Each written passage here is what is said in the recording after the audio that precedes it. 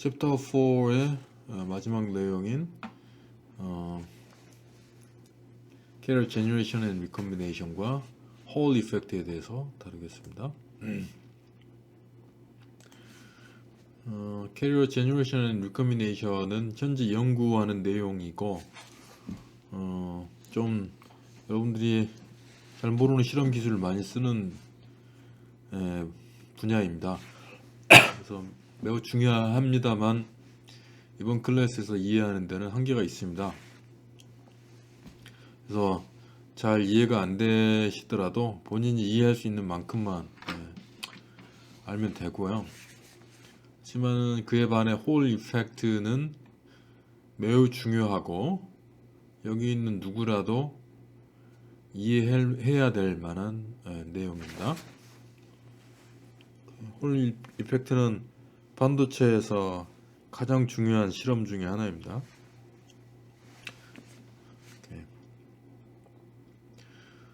Alright, so generation is the process whereby electrons and holes are created. 우리가 여태까지 이제 배웠던 것이 intrinsic carrier density ni가 얼마다, 그다음에 conduction band에 있는 electron density 뭐 n0가 얼마다, 이런 것들을 배웠었는데요. 그런 것들이 바로 generation이었습니다. 그다음에 recombination은 대부분 무시했었습니다. The recombination is the process whereby electrons and holes are annihilated 또는 annihilated 이렇게 발음하는데요. 제거되는 상황입니다. 일렉트론과 홀이 제거된다는 것은 일렉트론이 사라지지는 않지만 반도체에서는 사라진다고 얘기합니다. 네. 홀이라는 것은 우리가 알다시피 가상의 파티클, 가상의 입자이고요. 일렉트론은 실존하는 입자입니다. 그래서 일렉트론이 밸런스 밴드로 내려가는 것을 컨덕션 밴드에 있다가 밸런스 밴드로 일렉트론이 내려가는 현상. 이제 원래 자기 있던 빈자리, 밸런스 밴드에 있던 일렉트론의 자리로 이제 내려가는 거죠. 이것을 리컴비네이션이라고 부르는 이유는 일렉트론이 있는 이 비어있는 자리를 반도체에서는 홀이라고 부르고, 사실 일렉트론 하나가 비어있는 것인데 비어있는 것을 마치 홀 하나가 있는 것이라고 부릅니다. 이 과정을 보시면 마치 일렉트론, 홀이 결합해서 일렉트론 하나, 홀 하나가 컨덕션 밴드의 덴시티 n0, 밸런스 밴드에 있는 홀 덴시티 P0에서 하나씩 감소하는 효과를 줍니다. 원래 n0에서 일렉트론 하나가 없었으니까 n0 마이너스 1은 아니죠. 왜냐면 n0는 덴시티고 여기는 하나는 숫자니까. 그러니까 전체 n0를 구성하는 일렉트론의 개수 라지 n에서 우리가 관심 있는 반도체 소재의 볼륨 이렇게 나눠야 되는 거죠. 근데 라지 n에서 일렉트론 하나가 이제 감소하는 거죠. 이것을 반도체에서는 recombination이라고 부릅니다. annihilated는 제거했다는 뜻인데 어떻게 제거되냐면 일렉트론 홀 recombination이라는 과정을 통해서 제거됐기 때문에요. 그럼 제거됐으면은 일렉트론이 갖고 있던 에너지가 있잖아요. 그 에너지가 바로 컨덕션 밴드 EC 정도 되는데 밸런스 밴드 우리가 0으로 보통 잡고요. EC를 이제 EG 밴드 갭으로 잡아 놓습니다. 그러면 일렉트론이 갖고 있는 에너지가 EG만큼 되는데 일렉트론 홀 리컴비네이션을 통해서 사라지게 되면 그만큼의 에너지는 빛으로 나오게 됩니다. 빛을 표현할 때는 이렇게 물결무늬 표시하고 화살표하고 Hbar 오메가, 빛이 나오는 과정을 이렇게 표현합니다. Alright, any deviation from some equilibrium will tend to change the electron and hole concentration in a semiconductor. Thermal excitation, photon pumping, carrier injection, 이런 것들은 뭐냐면 제너레이션 하는 방법에 대해서 지금 얘기하는 겁니다. Thermal excitation, 온도를 가하니까 밸런스 밴드에 있던 일렉트론이 컨덕션 밴드 올라가는 것 Thermal excitation. Photon pumping, 밖에서 레이저 같이 뭐 광원을 보내서 여기 있던 일렉트론이 컨덕션 밴드로 올라가는 것 뒤에 또 나옵니다. 그 다음에 캐리어 인젝션은 이제 다이오드 구조에서 다이오드 이제 챕터 5에서 배우실 텐데요. 다이오드는 이제 PIN 다이오드를 현재 기술에서는 씁니다. 그러면 이제 어떻게 되어 있냐면 밴드가 이제 일정하게 막 휘어요.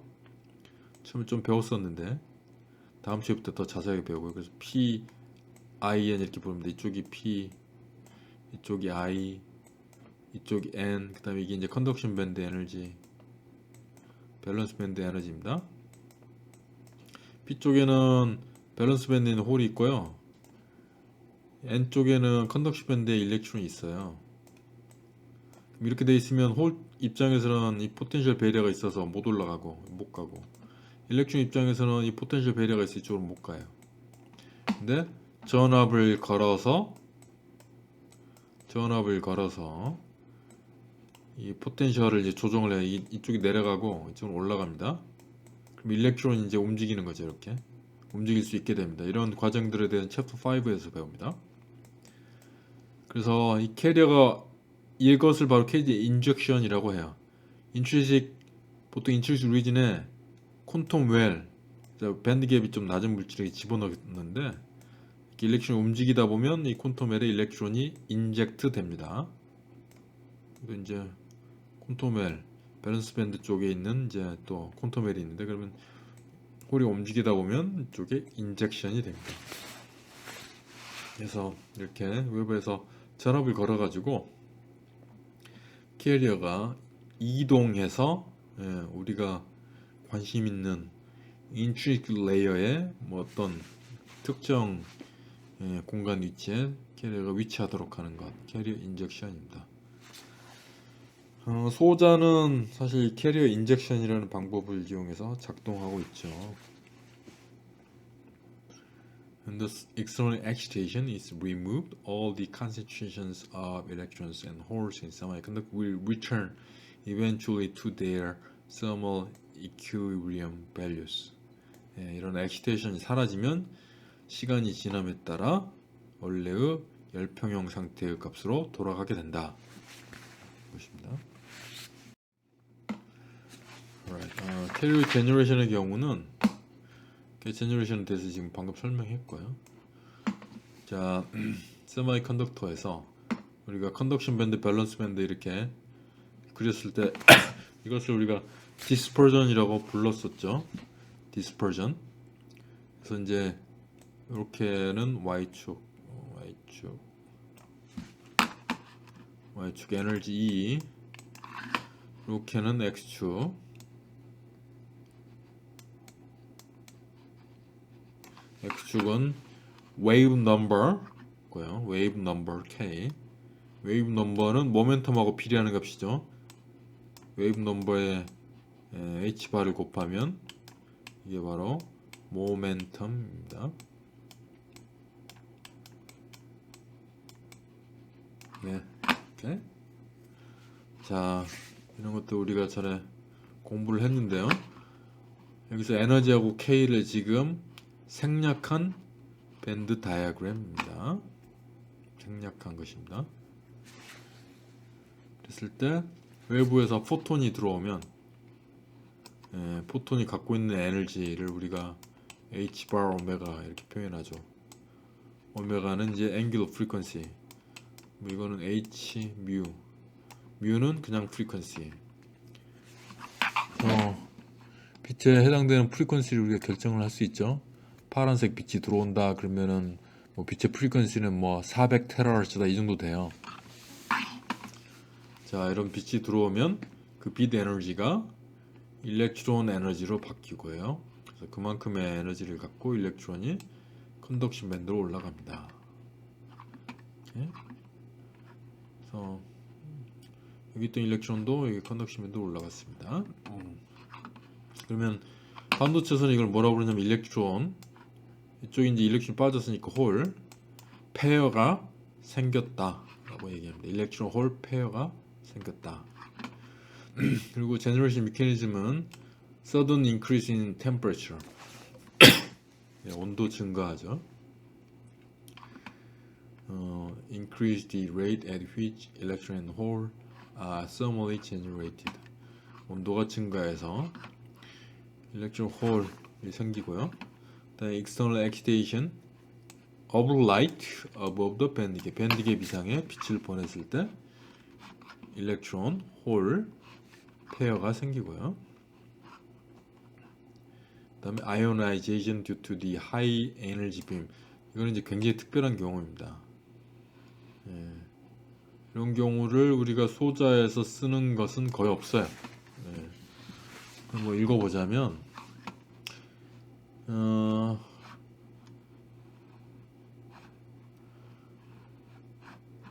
이거는 하이 에너지 빔을 보내는 건데 빔이 레이저 빔이 아니고요. 차지드 파리클, 예를 들어서 일렉트론을 가속시켜서 우리가 관심 있는 물질에 때리는 겁니다. 그래서 밴드 갭보다 훨씬 더 높은 에너지를 갖고 있는 일렉트론을 물질에 여기를 하는 거예요. 주입을 하는 거예요.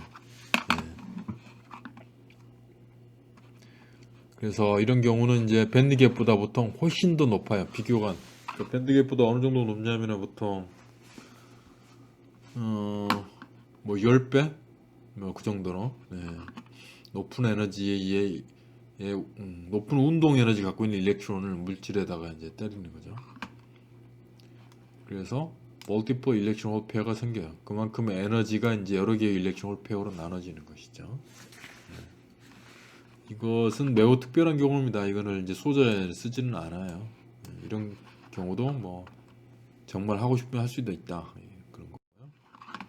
리커미네이션은 일렉트론과 홀이 이제 어니얼에 제거되는 것인데, 여기 일렉트론, 여기는 홀. 일렉트론이 원래 위치로 이제 돌아가면서 그럼 빛이 이제 나오죠. 빛이 이렇게 나오면 이런 것을 이제 현상적으로는 루미네선스라고 합니다. 빛이 나오는 것, 루미네선스.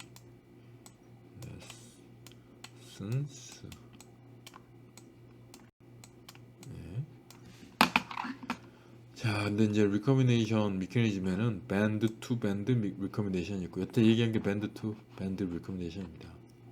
컨덕션 밴드에서 밸런스 밴드로, 그러니까 밴드에서 밴드로 트랜지션 하는 거죠.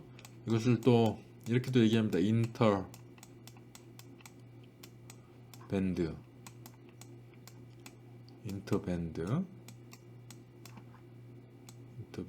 트랜지션.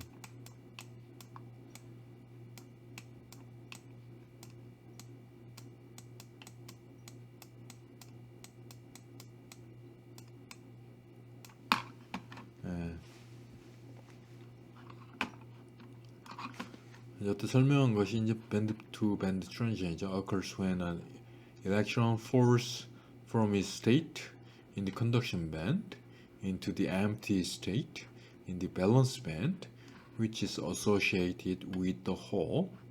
This band to band transition is typically also a radiative, 빛을 내놓는다는 뜻입니다. transition in direct band gap semiconductors. Trap assisted recombination. It occurs when an electron falls into trap. 이거는 이제 트랩이라는 단어가 새로 나오는데요. 디펙트라고 일단은 보시면 되겠습니다. 우리가 디펙트라는 스테이트가 생겼었죠. 임퓨리티를 주입하게 되면은 임퓨리티 주변에 일렉트론이 이제 갇혀 있는 쿨롱 어트랙션을 하게 되니까 그런 에너지가 있었잖아요. 이런 에너지 상태가 매우 다양하게 반도체에서는 발생합니다. 저는 이제 뭐 디펙트에 대해서 우리가 뭐 1차원 디펙트, 0차원 디펙트, 뭐 2차원 디펙트 이런 것들을 우리가 다룬 적이 있는데요.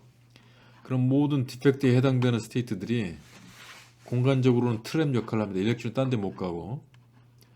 예, 특정 그 디펙트 근처에 갇히게 되는 것이죠. 근데 그거를 에너지 관점에서 표현하면 이런 식으로 예, 트랩에 해당되는 또 디펙트 스테이트가 있어요.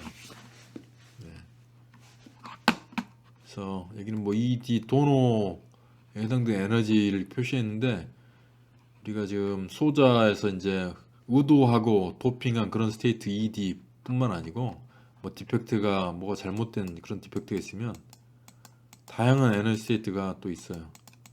ED보다 낮을 수도 있고 높을 수도 있고요. 네. 그래서 뭐 표면에 반도체 표면에 원래 실리콘만 있어야 되는데 실리콘 주변에 뭐 산소가 들러붙는다든지 그러면 그에 해당되는 또 트랩 스테이트가 또 생겨요. 그래서 대시드 라인에 해당되는 새로운 상태들이 생깁니다. 일렉트론이 그런 상태들로 내려가는 것이죠. 이렇게. 네. 자, 그래서 이건 디펙트와 관련이 되고 once the trap is filled, it cannot accept another electron. Electron occupying the trap energy can in second step fall into empty state in the valence band, thereby completing the recombination process. 그래서 이제 이런 과정을 여러 번 거치는 거죠. 트랩이 뭐 여러 개가 있어가지고 이제 밸런스 밴드에 이르게 됩니다. 일렉트론이. 이런 경우는 빛이 잘 안 나온다는 거예요. 네, typically non-radiative. 다음에 오제 리컴비네이션은 이것도 이제 좀 특별한 경우인데요. A process in which an electron and a hole recombine in a band-to-band transition, but now the resulting energy is given off to another electron or hole. The involvement of third particle affects the recombination rate, so that we need to treat OJ recombination differently from band-to-band recombination, typically also non-radiative. 그래서 일렉트론 홀이 이제 결합을 하면 빛이 나와야 되는데 일렉트론 홀 이렇게 트랜지션이 다른 하나의 일렉트론이 다른 일렉트론에게 에너지를 준 것입니다. 네. 그러니까 이런 리커멘데이션도 있다. 그 정도만 아시고요. 요 클래스에서 다루기는 좀 복잡한 현상입니다. 그러니까 오제 리커멘데이션의 내용도 있다. 그 정도만 되겠고요.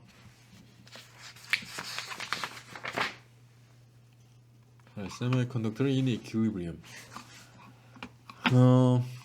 Thermal equilibrium concentrations of electron and hole in conduction and valence bands are independent of time. 열 평형을 이루었을 때는 시간에 무관하다 이런 거죠. Electron hole density가. Since the net carrier concentrations are independent of time, the rate at which the electrons and holes are generated and rate at which they recombine must be equal. 이게 무슨 얘기냐면 열 평형 상태를 이뤘다면 그러면 모든 일렉트론이 항상 컨덕션 밴드에 있고 모든 홀이 항상 밸런스 밴드에 있고 이런 게 아니고요. 일부는 제너레이션 되고 일부는 리커멘데이션 되고 이게 계속 있습니다. 근데 이제 제너레이션 되는 레이트과 리커멘데이션 되는 레이트이 같다면 일렉트론 덴시티 그 다음에 홀 덴시티가 유지가 되겠죠. 일렉트론 덴시티, 홀 덴시티가 유지가 되면 서머 이퀄리브리엄 열평형 상태고요. 그래서 for direct band-to-band transition, the generation rate of electron. 그래서 generation rate 해가지고 G를 쓰고요. 일렉트론을 표현하기 위해서 N, 홀을 표현하기 위해서 또 P 썼습니다. generation rate of hole. 오케이. 근데 이제 제로는 열평형을 표현하기 위해서 또 제로예요. 그래서 they are created in pairs. 그래서 일렉트론의 생성 레이트하고 홀의 생성 레이트는 같겠죠. 또한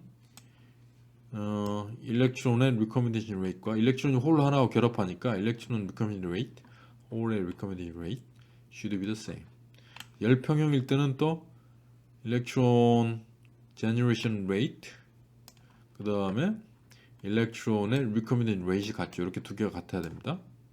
열평형일 때는 그다음에 이렇게 두 개가 같고, 결국은 네 개가 이제 같아지죠.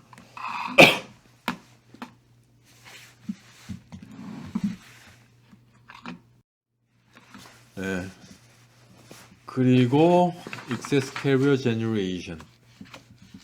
요거는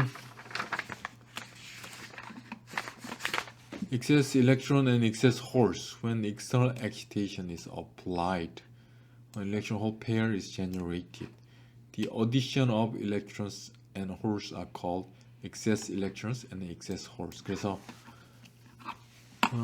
특정 온도에서 컨덕션 밴드에 있는 일렉트론 덴시티 N0, 밸런스 밴드에 있는 홀 덴시티 P0로 이루어져 있었어요. N0, P0 유지된다면 열평형 상태인데 외부에서 익세스 캐리어를 어플라이 합니다. 어떻게? 익스터널 엑시테이션으로. 예를 들어서 빛을 가했어요. 빛을 가하면 이렇게 물결 무늬하고 하하 뮤 또는 Hbar 오메가 이렇게 씁니다. 이제 빛의 에너지가 컨덕션 밴드 에너지보다 더 높다면 이쪽에 있던 일렉트론이 컨덕션 밴드로 여기가 돼서 컨덕션 밴드에 여분의 일렉트론이 더 생기고 그만큼 이제 밸런스 밴드에 홀이 생기죠. 자, 이 경우에 generation rate of excess carriers, 그러면 excess electron과 excess holes, 이 왼쪽에 그린 일렉트론과 홀을 지금 표현하는 말들입니다. They are created in pair. 일렉트론과 홀이 페어로 생기기 때문에 일렉트론 excess carrier generation rate GN prime, 저기 잘 설명되어 있습니다. excess electron and hole generation rate라고 이렇게 설명되어 있습니다. should be the same, right? G prime N 그다음에 G prime P should be the same. 그리고 그러면 이제 excess carrier가 생겼다면 원래 열평형일 때 N0로 했는데 델타 N만큼 더 생겼어요. 델타 N만큼 두 개 합쳐가지고 그러면 이제 컨덕션 밴드에 있는 일렉트론 덴시티 N이 되겠습니다. 그다음에 썸은 이퀄리브리엄 일도에 P0에다가 델타 P만큼 홀이 더 생겨서 이제 P가 전체 홀 덴시티겠어요. 자, 그러면 NP 이렇게 곱해보시면은 NP 곱하면 더 이상 N0, P0 같지 않아요. N0, P0는 우리가 N0는 뭐 달라질 수 있어도 N0 곱하기 P0 자체는 NI 스퀘어랑 같다. 이걸 이제 예전에 배웠었죠. 근데 더 이상 이 수식이 만족이 안 됩니다. 그리고 지금 교과서에 나온 컨셉트를 한번 읽어보세요. 이런 컨셉들은 우리 교과서에서 이제 이번에만 나오고 다시 나오지는 않지만 연구하는 논문에는 자주 나옵니다. 이 컨셉이요. 그래서 N0, P0는 열평형 상태에서의 일렉트론 홀 컨센트레이션, NP는 이제 열평형 상태가 깨진 거예요. 그래서 excess carrier generation 돼서 total electron and total hole concentration입니다. 그 다음에 델타 N은 원래 N0였는데 N으로 바뀌었을 때 N-N0, excess electron concentration. 델타 P는 excess hole concentration. G prime and G prime P는 excess electron and excess hole generation rate. R prime and R prime P는 excess electron and excess hole recombination rate. 네, 그리고 타우 N0, 타우 P0는 요 다음 슬라이드에 배웁니다. 요 다음 슬라이드에 나옵니다. excess minority carriers and electron and hole lifetime입니다. 자, 이 컨셉은 사실은 연구할 때는 자주 나오고요. 측정이 가능합니다. 근데 이런 게 있나 보다 할 정도만 그냥 아시면 돼요. 이 클래스에서는. 그리고 다음 슬라이드로 넘어가기 전에 NP를 보시면은 N 곱하기 P0니까 N은 뭐 N0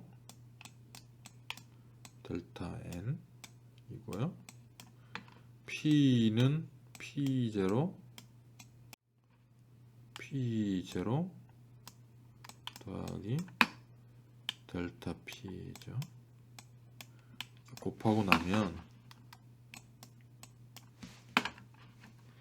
n0 p0가 있고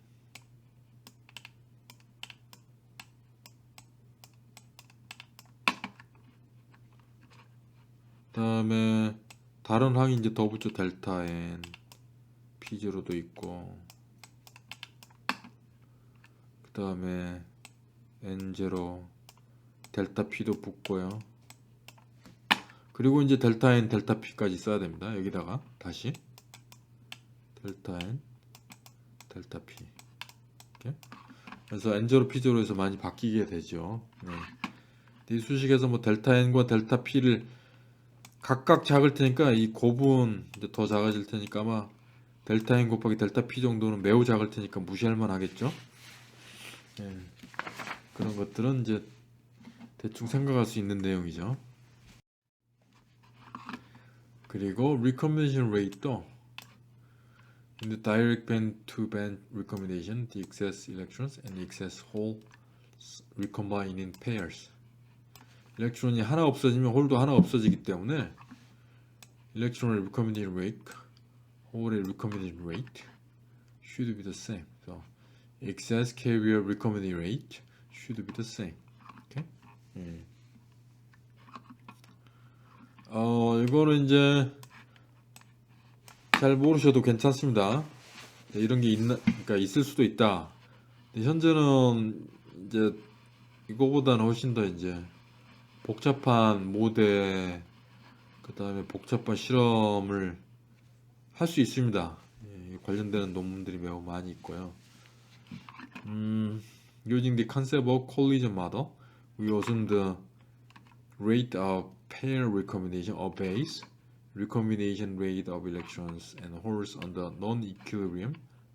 recombination rate는 n 곱하기 p 곱하기 그 이제 비례상수 알파 r. 그래서 n 일렉트론 덴시티가 증가하면 recombination rate도 증가한다. p hole density가 증가하면 recombination rate도 증가한다. 그렇겠죠. 뭐 일렉트론 홀의 덴시티가 증가하면 증가할수록 일렉트론과 홀이 만날 확률이 점점 증가하기 때문에 이거는 사실은 이제 오버 심플리파이 한 거예요. 실제 이론 계산에는 더 정확하게 말씀드리면 일렉트론의 파동 함수, 홀의 파동 함수, 그걸 이제 공간 적분하는 형태로 수식이 바뀝니다. 이건 이제 정말 단순하게 쓴 거예요. So, recombination rate of electrons and holes at equilibrium. R0 equilibrium일 때는 이제 R0를 쓰고 제로, 알파 R 비례상수, 그 다음에 N0 P0 하고요. 이 경우는 이제 N0 P0가 곱하면 Ni 스퀘어가 되죠.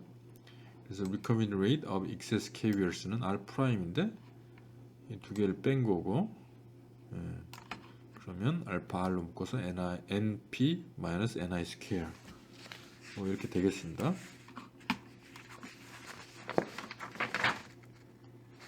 네, 이게 뭐냐면 이 generation rate는 원래 이때 일렉트론이 이제 시간에 따라서 감소하는 정도예요. 근데 n 값은 플러스고 t도 이제 플러스로 잡아요. t 이퀄 제로에 이제 덴시티가 있다가 뭐 일렉트론 홀 리커미네이션을 통해서 시간 증가에 따라 n이 감소하게 됩니다. 이 값은 마이너스가 되죠. 근데 리커미네이션 레이트를 플러스로 이제 보통 관례적으로 잡기 때문에 여기다 마이너스 사인을 취하면 이 둘이 같아져야 됩니다. 그리고 이 n은 어떤 수식 형태를 취해야 되냐면 n0하고 델타 n이에요. 델타 n 이런 형태인데 n0는 시간에 따라서 변하지 않는다고 했습니다. thermal equilibrium에 해당되는 electron density니까. 그러면 결국은 시간 변화에 따라 델타 n이 얼마나 변하느냐가 recombination rate of excess KBR을 결정하겠습니다. 네. 그리고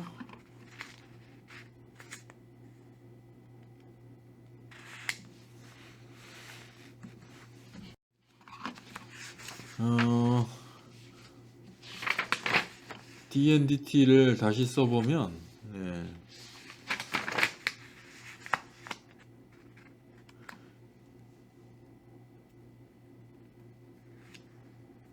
아까 DNDT가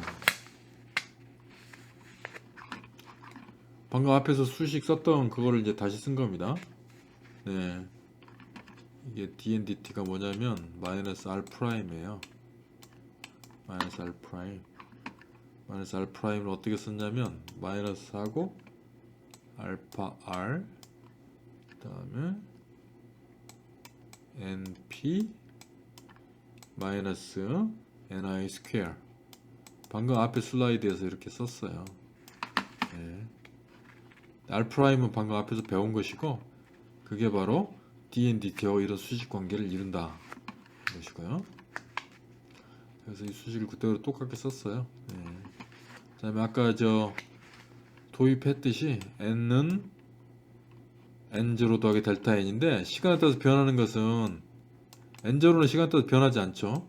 p0도 시간에 따라서 변하지 않고 이쪽만 시간에 따라서 변하죠. 시간 함수죠. 이제 그에 따라서 여기다 집어넣은 거예요. 집어넣으면 뭐 n0, p0 그 다음에 아까 얘기한 것처럼 델타 n, p0 n0 델타 p. 근데 델타 n 곱하기 델타 p 이렇게 있겠죠. 아까 수식 전개를 대 해보시면 ni 스퀘어에서 뭐 n0 p0 나올 테고요. n0 p0 하면은 이렇게 서로 상쇄되죠. 그 다음에 마이너스 델타 n p0 델타 n의 p0 델타 n은 p0 마이너스 p0 n0에 델타 p 이렇게 되죠. 그 다음에 이제 델타 n 델타 p 이렇게 곱한 건 너무 작은 항이니까 상쇄하고 자 이렇게 하고 나면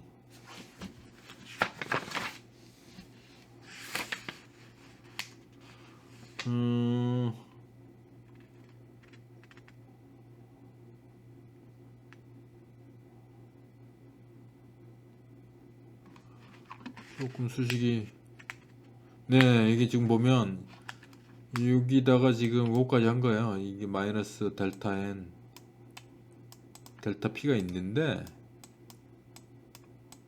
델타 n과 델타 p가 같아요. excess carry generation rate 같아야 되니까 델타 n과 델타 p가 같아요. 그래서 델타 p를 그냥 델타 n으로 바꿔요. 델타 p가 델타 n하고 같아요. 그것을 지금 이용한 겁니다. 마이너스 n을 앞에다 뺐고요. 오케이? 이 수식에서 델타 n 그다음에 n0 p0 이렇게 두 개를 비교해 보면 델타 n은 되게 작으니까 무시해. 오케이?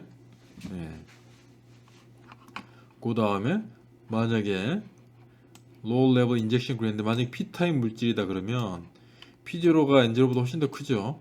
그럼 둘 중에 p 타입 물질이면 p0가 훨씬 더 크니까 p0만 남기고 n0는 없애고 그렇죠? 그러면 d 델타 n dt는 마이너스 알파 r p0 제로입니다. p0 델타 n 이렇게 되겠죠? 그럼 이거는 다시 이제 델타 n에 대해서 계산을 할 수 있죠?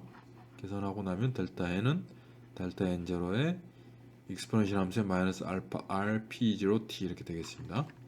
양변 적분하는 거죠. 이렇게. 자, 한번 미분을 했는데 이론항이 나오고 자기 스스로가 복제된 거잖아요. 그러면 익스포넨셜 함수에 맞으니까 익스포넨셜 함수 이게 지수가 돼야 되겠죠. 지수로 지금 올라갔습니다. 네. 그리고 여기서 이제 마이너스 t over tau n 제로라고 많이 표현을 하게 되면 이 tau n 제로는 뭐냐면 excess minority carrier lifetime입니다. 왜냐하면 P타임 물질의 경우를 이제 가정을 했는데 그 중에 델타 n에 대해서 풀었어요. P타임 물질 안에 있는 일렉트론 덴시티의 변화량, 변화량입니다.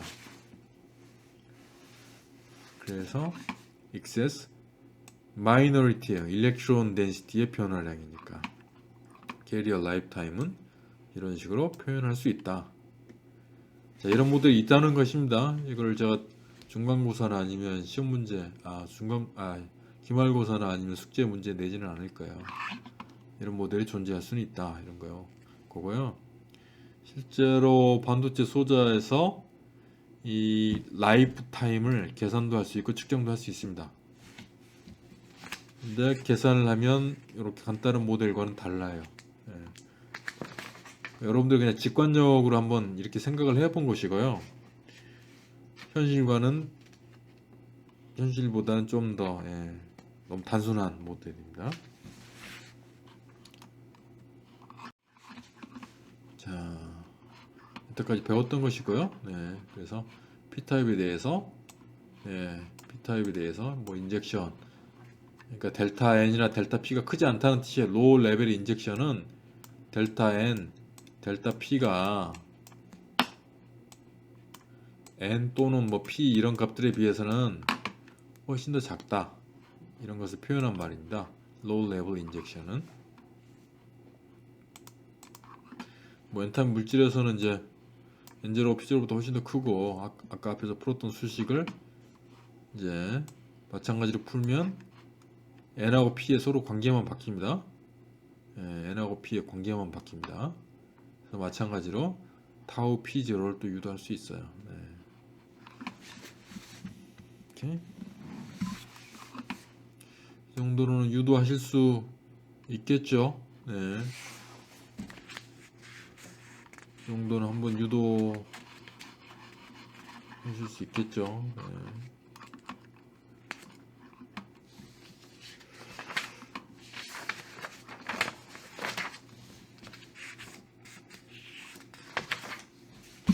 이렇게. 자, 다음에 모멘텀 컨시더레이션. 이 다이렉트 밴드 갭을 우리가 수업 막 시작할 때 배운 적이 있는데요. 일렉트론의 밴드 미니멈, 홀의 밴드 미니멈이 같은 K 포인트에 겹친다. 그 경우가 다이렉트 밴드 갭이고, no change in momentum in generation and recombination. 그래서 일렉트론이 생길 때, 일렉트론과 홀이 같은 K 포인트에 생깁니다. 모멘텀의 변화가 없습니다. Photons have almost zero momentum. Only vertical transitions are allowed. 이게 무슨 얘기냐면 포톤도 모멘텀을 계산을 할 수가 있는데 포톤의 모멘텀 이렇게 h바 k 쓰시면은 h바하고 k는 이제 2파이 of lambda예요. 여기서 람다 이제 포톤의 파장이죠. 파장은 이제 뭘 들어서 적색광이 들어왔다. 그러면 람다가 한 700나노미터 정도 돼요. h바 놓고 700나노미터 이런 식으로 계산을 할 수 있는 것이죠. 이렇게 계산을 해보면 일렉트론에 비해 극히 작은 값이 나옵니다. 일렉트론 모멘텀에 비해. 그래서 일렉트론 관점에서 볼 때는 포톤의 모멘텀 거의 0이나 다름없다. 이것을 표현한 겁니다. 그래서 빛이 나오려면 일렉트론이 이게 컨덕션 밴드 미니멈 이 밴드를 따라서 존재하는데 일렉트론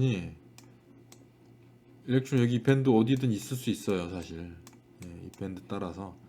근데 빛이 나오려면 K가 거의 0으로 돼야 돼요. 그래서 일렉트론 모멘텀이 거의 0이고 K 이퀄 0 그러면 이제 빛으로 바뀔 수 있어요. 왜냐면 모멘텀이 보존돼야 되고 빛의 모멘텀 거의 0에 가까우니까 일렉트론 모멘텀이 일단 0으로 변해야 0으로 감소해야 그 다음에 빛으로 바뀔 수 있어요. 그 얘기를 지금 여기 한 겁니다. 그래서 굉장히 중요한 컨셉이고 이 컨셉을 뭐 응용한 소자라든지 연구가 많이 진행됩니다. 그래서 뭐 다이렉트 밴드 갭은 이런 현상들이 위에서 얘기한 현상들이 자연스럽게 벌어지고 다이렉트 밴드 갭에서는 옵티컬 트랜지션이 매우 강하다. 그래서 다이렉트 밴드 갭을 이용해서 보통 레이저를 만듭니다. 예를 들어 갤륨 아르세나이드가 다이렉트 밴드 갭인데 갤륨 아르세나이드를 기반으로 광통신에 쓰이는 적외선 레이저를 만듭니다. 실리콘의 경우는 일렉트론이 쌓이는 이 밴드하고 홀이 쌓이는 밴드가 서로 공간 K가 달라요. K 포인트가. 그럼 이것을 인다이렉트 밴드 갭이라고 불렀고, 이런 인다이렉트 밴드 갭의 경우는 옵티컬 트랜지션이 매우 약해요. 그래서 실리콘을 이용해서 레이저를 만드는 것은 불가능합니다. 그러면 이 일렉트론은 절대로 홀하고 결합할 수 없느냐? 그렇지는 않아요. 어떻게 결합을 할 수 있는 방법이 있습니다.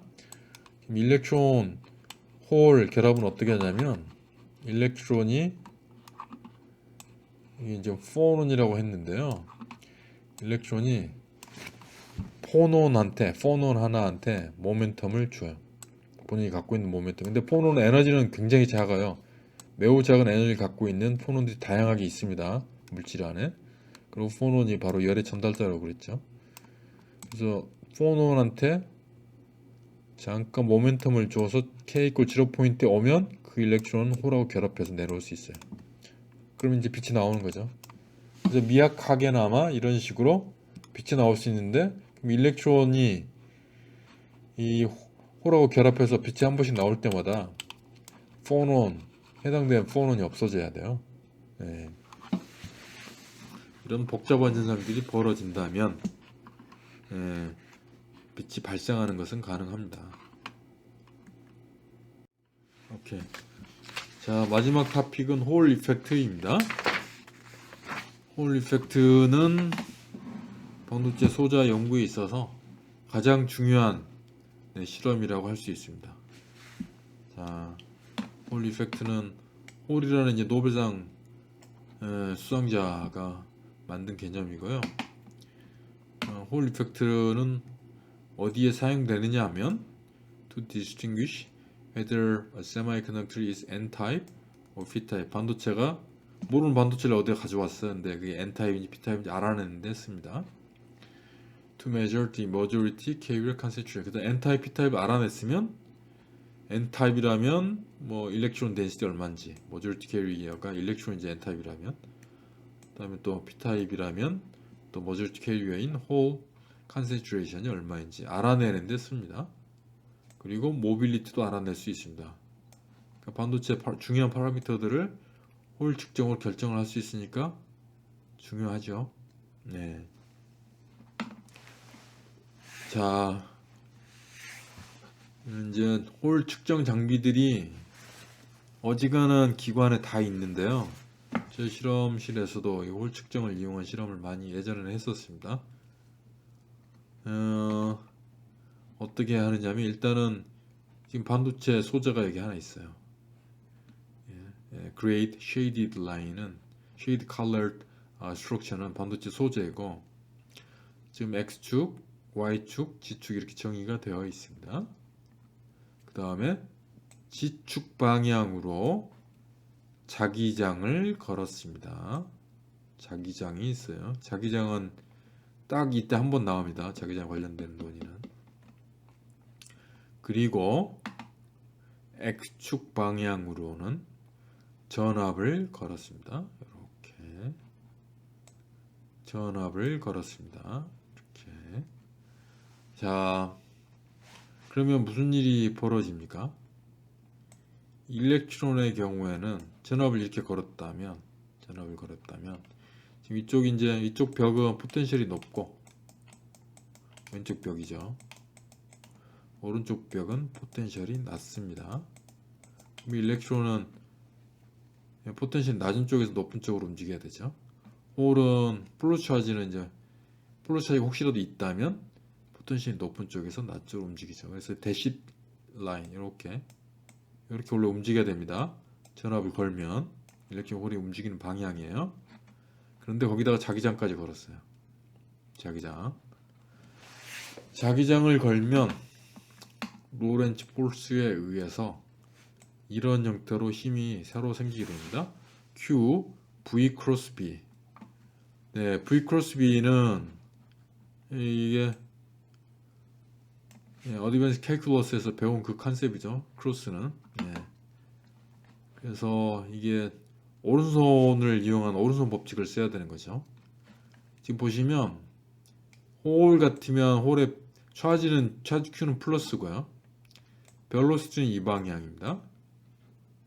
그 다음에 매그네틱 필드 B가 이 방향이죠. 그러면 V 크로스 B 하면 방향이 어떻게 됩니까? 이렇게 오른손 법칙을 쓰면 V부터 시작해서 이게 뭐 여기서부터 시작해 이렇게 감아가지고 그럼 이쪽으로 힘이 발생하죠. 로렌츠 폴스가 지금 그은 화살표의 방향이 로렌츠 폴스의 방향입니다. 그렇죠? 그래서 홀이 원래는 X 방향으로 움직여야 되는데 이 화살표 한 방향 힘이 가해져서 실제로는 이 솔리드 라인, 녹색 솔리드 라인, 녹색 실선 방향으로 홀이 움직이게 됩니다. 일렉트론에 대해서 생각해 보면 일렉트론은 이 방향으로 원래 전압을 걸면 움직여야 되는데 자기장에 의해서 일렉트론은 이제 차지가 마이너스잖아요. 마이너스가 앞에 있고 그 다음에 V가 어디입니까? 이쪽 방향으로 V가 되고 자기장 B 이렇게 되죠. V 크로스 B 하면 원래는 이 방향으로 움직여야 되죠. V 크로스 B 하면 네. 지금 화살표 방향 그리면은 Y 방향으로 되어 있는데 앞에 차지가 마이너스 사인이 있어요. 마이너스 사인 차지를 더 곱해야 되니까 실제로는 이 솔리드 라인 방향으로 움직입니다. 그러니까 이 방향 로렌츠 폴스가 가해지는 게 아니고 마이너스 차지까지 생각하면 요 화살표 방향으로 로렌츠 폴스 이렇게 두꺼운 화살표 요 방향으로 로렌츠 폴스가 작용해서 일렉트론이 원래 대시드 라인 쪽으로 움직여야 될 게 이렇게 솔리드 라인 녹색 실선 방향으로 또 움직이게 됩니다. 이렇게 자 이거는 여기는 누구라도 고민을 하고 책을 읽어서 이해하셔야 될 내용입니다.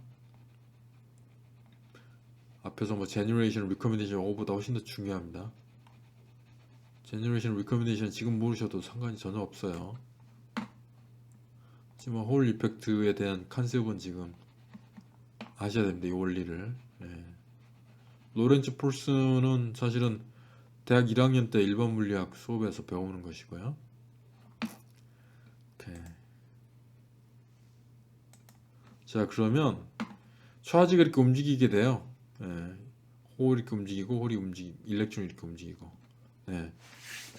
그래서 차지가 이렇게 쌓이면 차지가 쌓이게 되는데 이쪽 벽에 차지가 쌓이게 돼요. 차지가 이렇게 쌓이게 됩니다.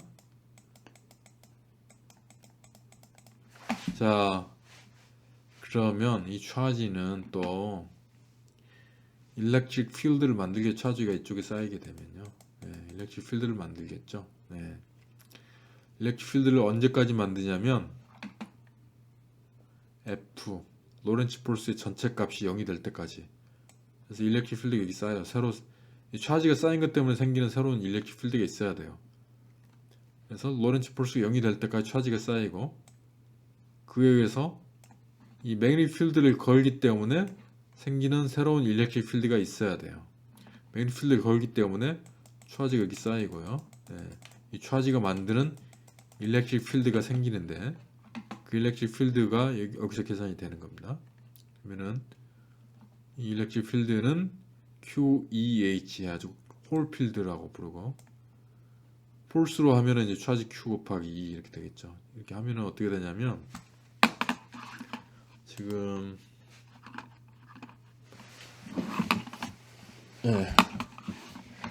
이 V 크로스 B는 이게 지금 Q E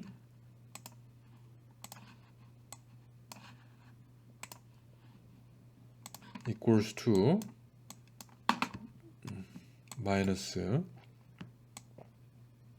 Q V 크로스 B 이렇게 되는데요. 이 항을 잘 보시면 마이너스 Q가 앞에 있고 V 벡터는 지금 어떻게 되어 있냐면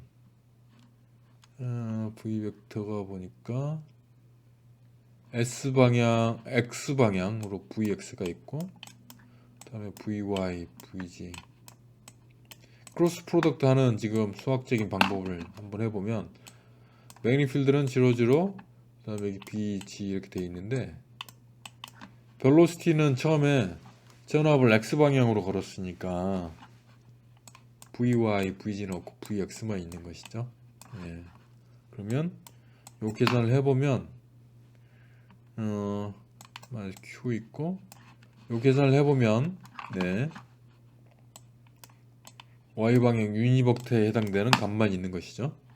그래서 어떻게 되냐면 X 방향 벡터에 대해서는 A, B, C, A, D 마이너스 B, C 이렇게 두 개 곱하고 이렇게 두 개 곱해가지고 빼죠. 다 0이란 말이죠. 그 다음에 Y에 대해서는 마이너스 사인이 앞에 가고 VX BG 이렇게 곱하죠. 이렇게 곱하고 그 다음에 이렇게 곱하죠. 또 0이고 그다음에 마찬가지로 이제 G 벡터 텀에 대해서 이렇게 곱하고 이렇게 곱해서 또 빼죠. 그럼 다 0이란 말이죠. 이런 식으로 나옵니다. 그래서 이렇게 해서 하는 이제 결국은 Q에 VX에 BG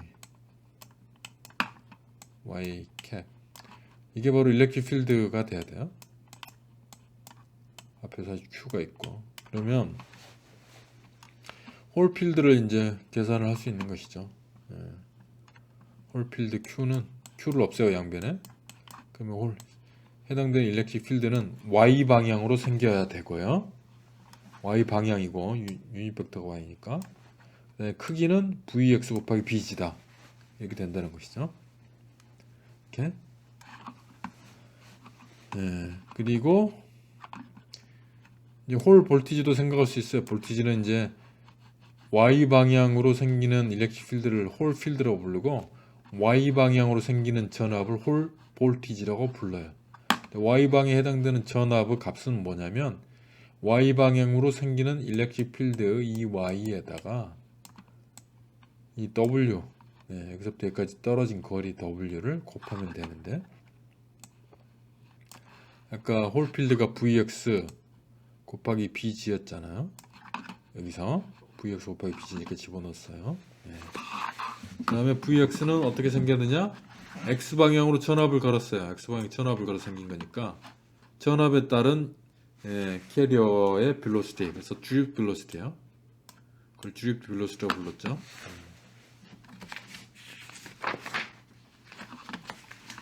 자, 만약에 물질이 P타입이었다고 생각합시다. 홀만 있다고 생각합시다.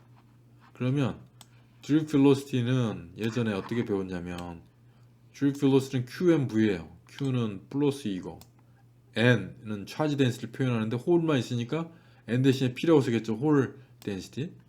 그 다음 QMV 드립 벨로시티. 자 이렇게 하고 나면 여기서 V가 이제 드립 벨로시티인데 V가 드립 벨로시티인데 커런트 덴시티 사실은 뭐 여기 X 방향은 안 썼습니다만은 당연히 이 커런트 덴시티 방향은 전압을 X 방향으로 걸었으니까 X 방향 커런트 덴시티죠. 드립트 벨로시티를 지금 계산을 해야 되니까 그리고 나머지는 EP 그러면 이제 다시 커런트 덴시티 JX는 커런트를 에리어로 나눈 거예요. 에리어는 어떻게 되느냐 지금 전압을 X 방향으로 걸었으니까 X 방향으로 전류가 흘렀다고 하면 그에 해당되는 면적이 이쪽 벽이니까 W 곱하기 D여야 돼요. 그래서 X를 WD 곱으로 나눈 것입니다. 아까 앞에 수식에서 홀 볼티지는 그러면 VDX 드립 벨로시티에다 WBG였는데 이 수식 집어넣고요. 집어넣게 되면 W 서로 생략되고 이렇게 수식이 나오게 됩니다. 네. 자, 그러면 이제 마지막으로 홀 볼티지하고 이 density P 관계가 나오죠. P는 홀 볼티지에 대해서 표현할 수 있어요. 자, 그러면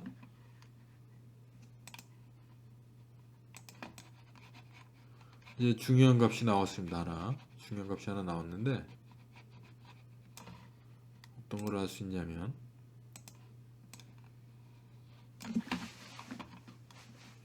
도핑 덴시티 P는 이 geometry 이 구조에서 current IX를 측정하고요. 전압을 걸었어요. 이 전압 거는 거는 파워미터 같은 것으로 쉽게 걸 수 있습니다.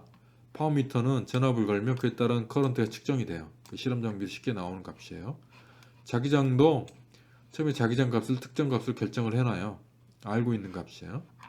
그 다음에 뭐 샘플 두께가 얼마인지 이런 건 알 테니까 알고 있고. 그래서 뭘만 하면 되냐면 Y 방향으로 전압을 측정해 봅니다. 그래서 Y 방향 전압을 측정해서 여기다 집어넣으면 나머지는 다 결정된 값인데 Y 방향 전압을 여기다 집어넣으면 그게 바로 우리가 몰랐던 물질의 도핑 덴시티인 거예요.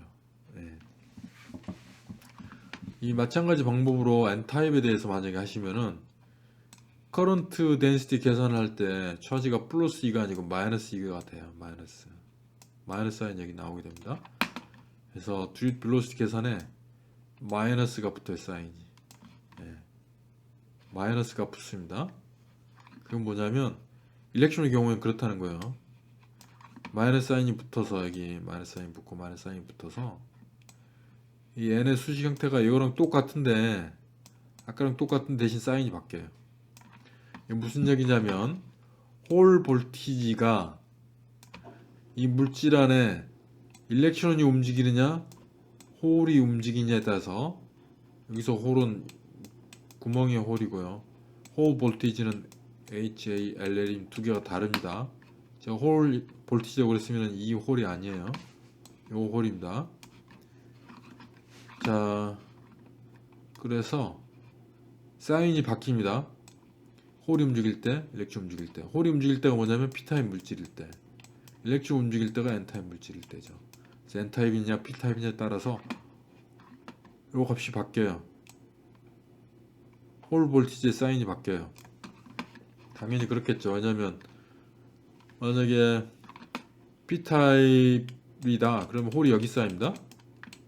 홀이 여기 쌓여요. 그럼 이쪽에 기전력이 더 높아요. 그 홀 볼티지가 플러스로 나와요. 근데 만약에 일렉트론이 쌓였어. 그럼 이쪽이 이제 기전력이 낮죠. 이쪽 벽이. 그러면 홀 볼티지가 마이너스가 돼야 되겠죠. 그렇죠? 그래서 이걸 잘 고민해 보세요. 그래서 N타입인지 P타입인지는 홀 볼티지의 사인이 플러스냐 마이너스냐 이걸 보고 결정을 합니다. 반도체에서 실제로 이렇게 합니다. 물질이 N타입인지 P타입인지 처음 성장을 하고 나면 모를 때도 많아요. 실리콘 안에 포스포러스를 넣었는데 그 경우는 이제 잘 알려진 물질이 괜찮지만 새로 성장한 물질 TNDC 안에 포스포러스를 우연히 넣어봤다. N타입 P타입인지 모르면 홀 측정을 해가지고 홀 볼티지 사인이 플러스다. 그러면 플러스 사인이면은 이제 P타입인 거고 홀 볼티지 측정했더니 마이너스다. 그러면 N타입인 거예요. 그리고 이제 덴시티 값 자체는 이렇게 결정하는 것이 이제 커런트 측정하고 매그니필드는 이제 이미 알고 있고 홀 볼티지 측정하게 되면 도핑 덴시티 N이 결정이 되는 것이죠. 자, 이해가 안 되시면 홀 측정 방법에 대해서는 여러 번 지금 들어보시고 교과서도 읽어보시기 바랍니다. 이렇게. 자, 그래서 majority carrier concentration N이나 P 결정이 됐다고 합시다. 그럼 we can calculate the low fuel majority carrier mobility를 결정할 수 있어요. mobility를. 왜냐면 mobility는 전에 수식에서 current density하고 이건 electric field인데 이 관계식 안에 들어가요. mobility가. 네. 그래서 이건 μp는 whole mobility인데 요 안에 들어가게 되죠. 네. 자, 그리고 뭐 current density 이렇게 표현할 수 있고, 그다음에 electric field 이렇게 바꿔요. x 방향 전압 나누기 L. 예.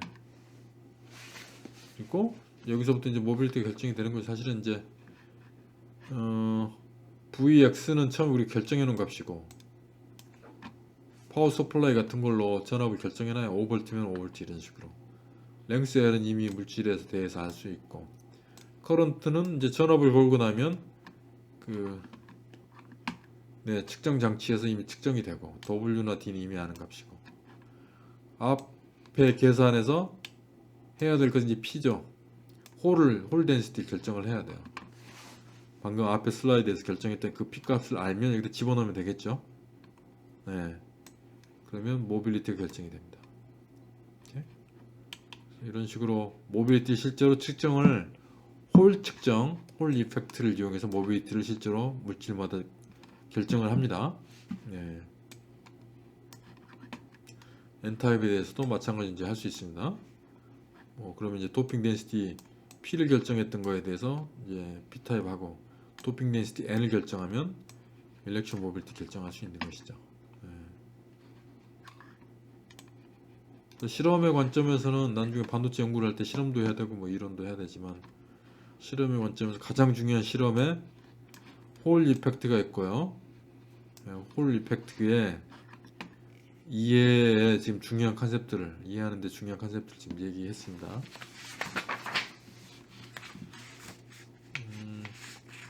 제 생각에는 실용적인 관점에서는 여태 수업 시간에 배운 것 중에 제일 중요합니다. 홀 측정. 그리고 교과서에 이 문제들을 풀어보시고, 숙제는 이제 다음 주 수요일 오후 2시 반, 다음 주 수요일 오후 2시 반까지 제출을 하세요. Okay, that's it for today.